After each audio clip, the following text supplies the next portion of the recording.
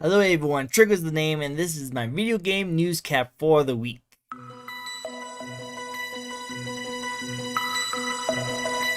want to get right into this one because I'm actually super excited about this. There's actually a lot of rumors. Now, this is rumors, so keep that in mind, but there's a lot of rumors out right now about Konami outsourcing their games to other companies to work on, like Blue Point and everything else.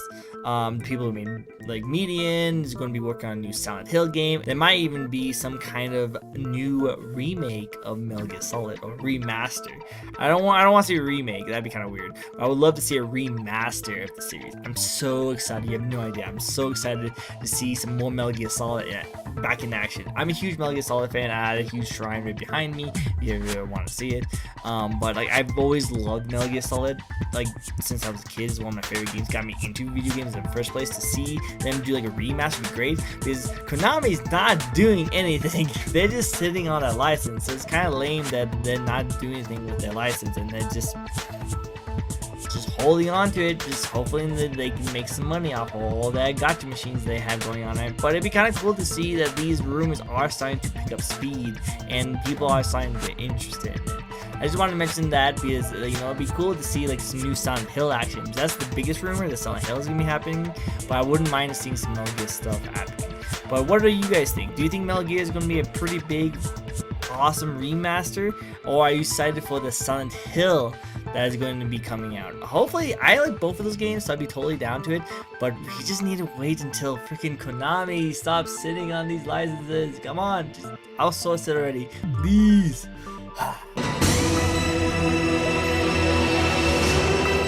The other thing I want to talk about actually is something that actually hits home for me a little bit too much. I know the other one kind of did too, but so I have a PS5, obviously. But the thing is that the controller that I have right now is drifting a little bit. It's not drifting too bad. Like I play my games just fine, nothing too crazy, but it is slightly drifting. And apparently, I'm not the only one that knows this, because a lot of people actually complaining about the drifting that's going on with these. And not only that, but there's actually a class action lawsuits being placed onto Sony about the drifting of these controllers. Apparently, that's actually the same lawsuit firm that's actually working on the Switch Joy-Con drifting that we know is a big issue that's going on with it. And I even saw a video apparently of some guy taking apart the controller, and he's showing off that, like, yeah, no, these are very cheap parts on these really high-end controllers, the high-end feedback controllers you have to pay like $70 for. The actual analog sticks that they use is actually made with cheap material, and they actually did that on purpose so that they could cut costs but still charge people like a lot of money. Which, Sony, really? Sony, you want to do this? That's messed up. You see how Nintendo is doing it, and they're doing a really bad job with their Joy-Con drifting, and now you want to deal with the same thing? You like think, oh yeah, that is totally not going to happen to me, obviously we can get away with it. No, like, they're now going after you guys and trying to say that, yeah, no, you did this on purpose. So I don't know, I feel like this is really messed up for Sony to do, and if this is actually legit true, which it seems like it is going to be, I kind of feel a little bad for like being a Sony fan.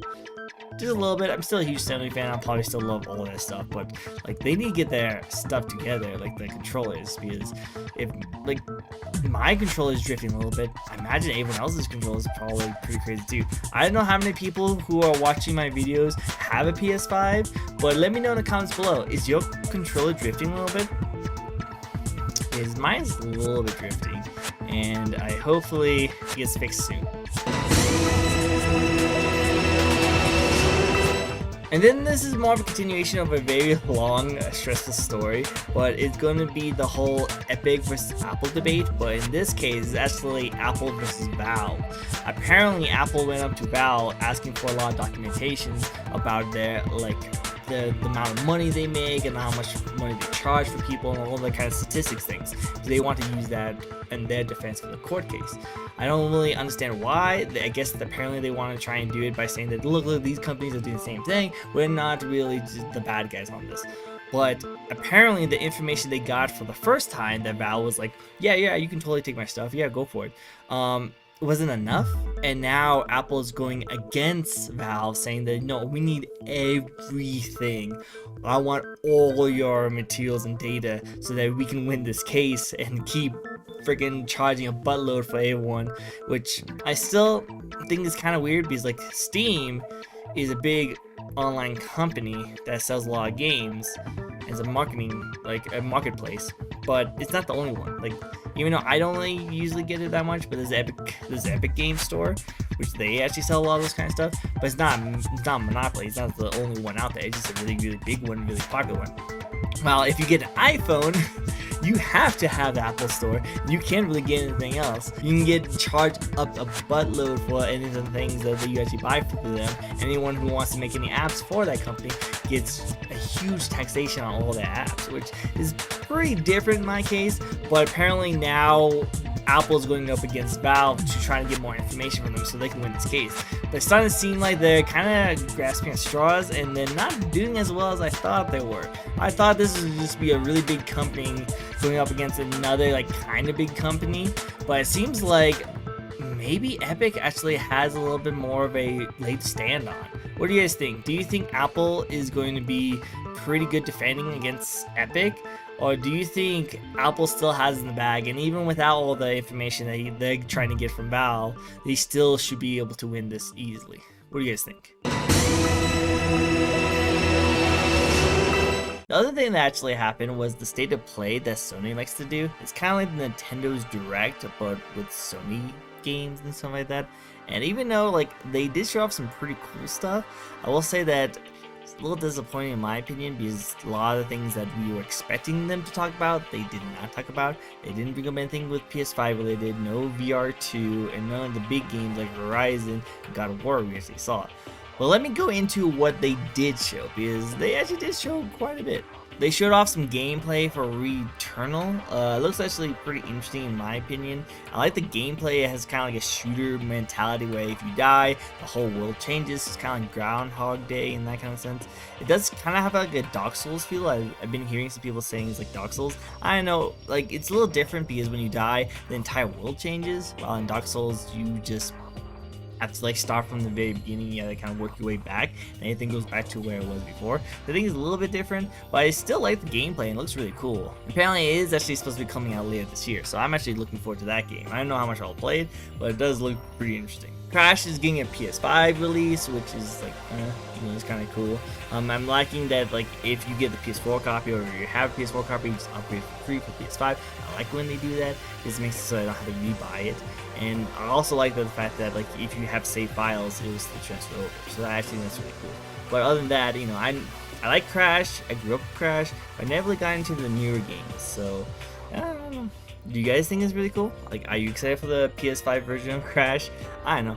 This seems pretty interesting. Soul Ash looks freaking amazing. It looks so beautiful. It has like a giant open world, kind of like a Breath of the Wild, but oh my god, like it just looks so beautiful. This is definitely going to be like best design of like 2021. Like this is going to have so much really good pretty like colors and everything like that. Probably going to be one of the most visual appealing kind of games that's going to be coming out this year. So I'm actually looking forward to seeing some more gameplay of that. And apparently actually it's coming out later this year. So yeah, definitely looking forward to it. I think it's Kana. I can't really pronounce the name very well, but that game looks like it's going to be really interesting. I'm actually looking forward to it. It has like a Disney kind of look, but it has the combat system of like God of War, but a feel like Horizon, So it actually has the best of both worlds into it with a very nice, appealing kind of look. So I'm actually super excited for this game. Probably going to be my most anticipated game this year because we got Persona 5 Strikers, so now I need another game to be very anticipated on. But yeah, we'll see when it comes out in August 24 of this year. Shifu is another one that looks really cool. It has like an implement feel to it, like in the like hallway where he's like punching off all those people. It looks really cool. So I actually am super excited to be able like that. Also kind of reminds me of that one game, I can't remember what it is, but like everyone's wearing masks, and it's like a martial arts game where it's like an open world multiplayer martial arts game that you're able to do. So it looks like it's like a combination of both of those. So that one actually looks really fun, and it's supposed to come out this year too. So I like it. Last thing they actually talked about was the Final Fantasy game that is getting ported over to the PS5 with upscales. It looks really good. It was all PS5, like magic that's added to it. But also they added more story, which is that one girl, the ninja girl, is not really a good ninja, but she's like a ninja. And a lot of people like her. I don't understand the whole coat thing that she's wearing, but it looks really cool. And I actually wasn't able to really play that much on the game, so I might actually be really interested in getting it and finally playing it on the PS5 and having that PS5 feeling. Again, your game will transfer over, so if you already have the game, then you just really need to just upgrade it, and that will happen June 10th of this year. So yeah, definitely looking forward to that. You know, maybe I'll even do a PS5 stream. And that's gonna wrap it up for me. A lot of really interesting news came out, but really it was the whole PlayStation Direct that actually stole the show. It's okay, like it's not the biggest thing that happened, but I think it's actually still pretty cool that they announced some stuff. I kind of wish they announced a little bit more, a little disappointed, but other than that, what they did announce was pretty cool too. Oh yeah, also I mentioned Deathloop was a thing that they showed off, more gameplay. It looks really cool. I really like all the different things they showed off for it, and I do want to see more gameplay for it, but I still feel like there's so much we don't know about the game, so hopefully they'll show up some more of like information later down the line of this year. Hopefully it comes out this year or something. But what do you guys think? Are you guys pretty excited for all the stuff that's coming out for the PlayStation? Or is it kind of lackluster for you? Or do you want to see more?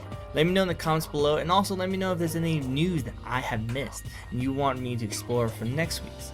But until then, speaking of next week, I'll be going back and talking about the gaming news. So be prepared to see more of that next week. And yeah, I hope you guys all have yourself a nice day. Bye.